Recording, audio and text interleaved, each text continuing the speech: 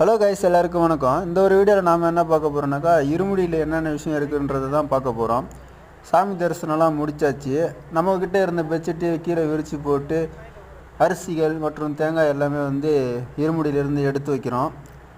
இதெல்லாம் என்ன பண்ண போகிறோம் அடுத்துன்றதை இந்த வீடியோவில் பார்க்கலாம் அவங்க மக்களே.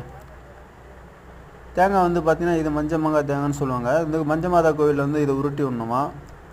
இந்த அரிசி எல்லாத்தையுமே கொட்டி இங்கே அன்னதானம் போட்டுட்ருக்காங்க. அவங்களுக்கு இதை நம்ம தானமாக கொடுக்க போகிறோம். இதனால் நிறையா பக்தர்கள் சாப்பிடுவாங்க. நிறைய பேர் பார்த்திங்கன்னா அரிசியை ஃபுல்லாக வீட்டுக்கு எடுத்துகிட்டு போயிடுவாங்க. நாம் அதிகமாக அரிசி எடுத்துகிட்டு போகிறதில்ல. நம்மளுடைய குருசாமி என்ன சொன்னார்னா, கொஞ்சமாக மட்டும் எடுத்துகிட்டு போங்க, வீட்டில் இருக்க அரிசியில் போட்டு மிக்ஸ் பண்ணி படைச்சி எல்லாத்துக்கும் பிரசாதமாக கொடுங்க அப்படின்னாங்க. நானும் நிறையா வீடியோவில் பார்த்துருக்கேன். அப்போ பார்த்திங்கன்னா இந்த அரிசி தான் நம்ம வாங்கிட்டு வர பிரசாதத்திலே முக்கியமான ஒரு பிரசாதம்னு சொல்லி ஒரு வீடியோவில் நான் பார்த்துருந்தேன்.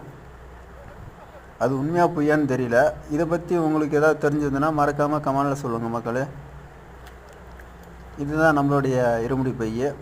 ஒரு எலுமிச்சம்பழம், கொஞ்சம் அரிசி, ₹1 காயின் ஒன்று போட்டு நமக்கு கட்டி கொடுக்குறாங்க. எல்லாருமே தேங்காய் உடைக்கிறத பார்க்குறதுக்கு ஆர்வமாக இருக்காங்க. ஏன்னா மற்ற பக்கத்தில் உள்ள சாமிகள் எல்லாமே பார்த்திங்கன்னா தேங்காய் உடைக்கிறாங்க. அவங்களது எல்லாமே பார்த்தீங்கன்னா நெய் கட்டியாக தேங்காய் மாதிரியே இருக்குது.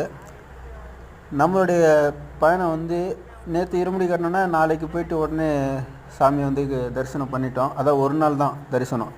இன்றைக்கி இருமுடி கட்டினா நாளைக்கு சாமியை பார்த்துட்டோம் அப்படின்ற போது தான் நம்ம வந்தது. அதனால் எனக்கு தெரிஞ்ச வரைக்கும் நம்மளுடைய தேங்காய் அந்த அளவுக்கு இறுக்கமாக இருக்காது. ஏன்னா மற்ற சாமிகள்லாம் பார்த்திங்கன்னா 4 நாட்கள் 5 நாட்கள்ன்ட்டு பல ஊர்கள்லாம் சுற்றுலா போயிட்டு அதுக்கப்புறமா சபரிமலை சாமி தரிசனம் பண்ணியிருப்பாங்க. அதனால் அவங்களுடைய தேங்காயில் உள்ள நெய்கள் பார்த்திங்கன்னா கெட்டியாக இருக்கும். நம்மளோட நெய் இன்று இருமுடி கட்டி நாளை தரிசனன்ற மாதிரி தான் நம்ம வந்தோம். அதனால் ஆல்மோஸ்ட் நம்மளுடைய தேங்காய் பார்த்திங்கன்னா எதுவுமே கட்டியாகவே இல்லை. சில பேர் சொல்லுவாங்க, தேங்காய் கட்டியாக இருந்தால் தான் பக்தி அதிகம், பக்தியாக இருந்தீங்க, விரதம் கரெக்டாக இருந்தீங்க அப்படின்னு சில பேர் சொல்லி நான் கேள்விப்பட்டிருக்கேன். அது எந்த அளவுக்கு உண்மைன்றதையும் மறக்காமல் நீங்கள் கமெண்டில் சொல்லுங்கள்.